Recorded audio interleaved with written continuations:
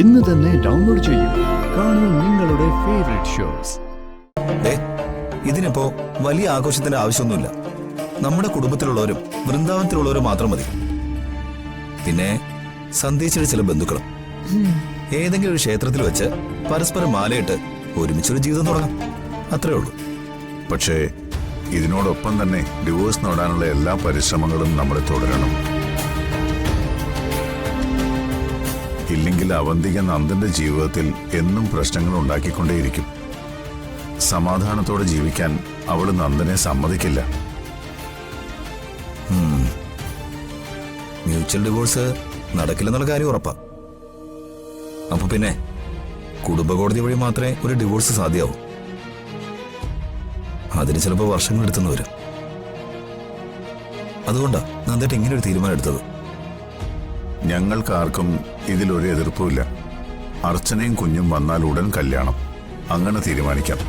എന്താ? ആ, സച്ചി അർച്ചനയൊക്കെ കാര്യം അറിഞ്ഞോ? ഇല്ല, അവരോട് സംസാരിക്കണം.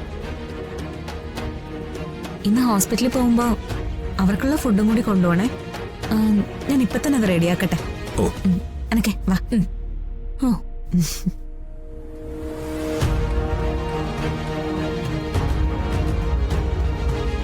ഇന്ന് ഈ കുട്ടികൾ അവിടെ ചെന്ന് ഇത്രയും പ്രശ്നം ഉണ്ടാക്കിയ സ്ഥിതിക്ക് നമ്മളെ പരമാവധി ഉപദ്രവിക്കാൻ മാത്രമേ അവളിനി നോക്കൂ.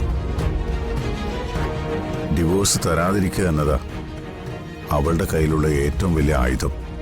ഡിവോഴ്സ് കിട്ടിയാലും ഇല്ലെങ്കിലും സന്ദേശിച്ച ഭാര്യയൊക്കെ നന്ദേട്ടൻ തീരുമാനിച്ചു കഴിഞ്ഞു. അച്ഛാ, ഇനി അതില് ഒരു മാറ്റം ഉണ്ടാവില്ല.